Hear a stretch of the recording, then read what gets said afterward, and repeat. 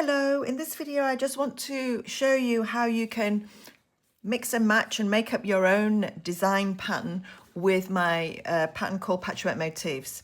So as you will see in the pattern, after the main pattern, each one comes with 4 little cutouts.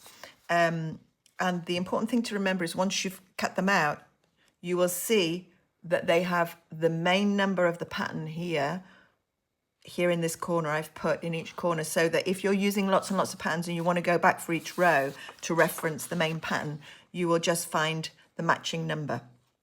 So I'm just going to show you how I've been using these patterns. So you can see some of them go up to the left, some of them go up to the right, and the same with these. And I've been using a lot of those coming to a central point. So all of the patterns that I've been doing, including baby blanket patterns, have been either 5, 7, 9, 11 motifs. And the reason for that is that there is always a central line in the middle, and I can work up to that or around that. That's just my personal preference. Of course, you might just want to use one pattern for the whole row, or just, you know, alternate patterns that are similar, you know, in the same row. So instead of printing out the whole pattern, which is obviously a lot of paper and nobody wants to waste paper and printing ink, I have just chosen these. Well, actually, these are for my daughter. So we're just going to make a pattern with these 4 patterns. So all I've done is gone to these particular pattern pages and printed out a few of those cutouts in grayscale. And then I've just got my scissors out and my glue, and I'm going to show you the sort of pattern that I've put together for her. So I've been using my scissors and my glue, and this is a great activity to do with a child or anybody really. I've had so much fun doing this. And just with those 4 patterns, I printed out a few pages of just those particular patterns for the cutouts in grayscale.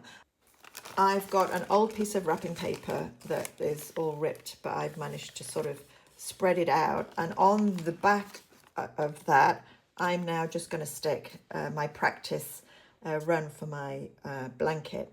And so with these 4 patterns, like I said, I am now going to do 11 patterns, and this is the central line that's going to go up. So I'm going to get my patterns to radiate out in the same way that I've been doing other ones. So as you can see, I've been using, like I said, I've been using 5, 7, 9, 11, and so on. Number of patterns, 13, I think is the largest one that I made so far. But as you can see, I've been placing the patterns in an order. I mean, you can be as random as you like. You don't have to do any of this. It's just that I do like to have a little bit of a pattern. So I've been creating these this way, and I've been putting these in between, and now I'm creating those. And then in the middle, I'm going to come up to the middle and then close it. Once I've got that, that is my middle square. And then I'm going to repeat exactly the same on the way back. So you can, there'll be some sort of order to this particular pattern. And I've had a great amount of fun doing this. I think it's great. Get your scissors out and your sticky felt like a child again at school. So I think it's a really good activity to do, especially with children, because there's the alphabet as well, so they can write their names or they can write messages. So, you know, don't go and print out the whole pattern. Just print out the few patterns that you like and then have fun kind of like designing. So here is the example that I was giving you before, is that in this blanket that I did with the red heart in the middle, I started down here, and you can see that I've got patterns coming up in almost like a triangular formation until we meet the heart. And then I've got the same formation coming out around here. So you can just keep growing. It doesn't have to be this size. You could keep growing and make it an even bigger blanket. And you don't have to have the heart in the middle. You could have an initial in the middle of the name of the person that you're making this for. That's why you can get as creative as you like with these patterns. And you can see that these are the ones that I said, you know, the ones that sliding to the left and those that are sliding to the right, so you get this central point definition. So that's just another idea. Of course, you can do absolutely anything. You can just have rows, or you can just have letters. or any pattern that you like. So just a quick note about the foundation chain. This is the trickiest part of this pattern because this is where you're going to lay the foundation for each little box, if you like, the frame lines coming between each one. And as regards size going across in a light DK weight yarn, so I'm using this light DK weight yarn.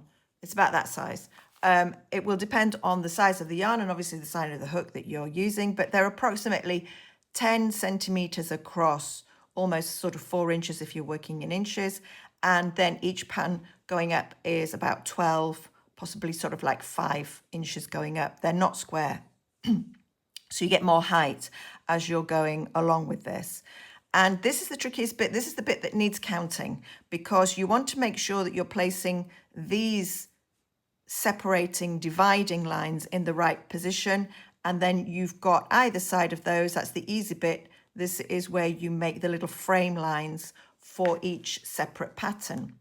So I make my foundation chain with multiples of 20 plus 3 stitches because we need 1 border stitch at the beginning, 1 border stitch at the end, and 1 extra stitch just before we finish to make the pattern even out here at the end. Yeah, so it's multiples of 20 plus 3. So just to give you a little idea of how I'm getting along, this is the first section that I've done. Here you can see I'm just using all sorts of colours, pinks and purples, and I'm going to do each section in a different colour, and it's coming along really nicely. Just wanted to give you an idea. So just a quick look at the larger blankets that I've made. Here's the one with the red heart in the middle, and I've picked up the red and matched it with the border, a plain border on this occasion.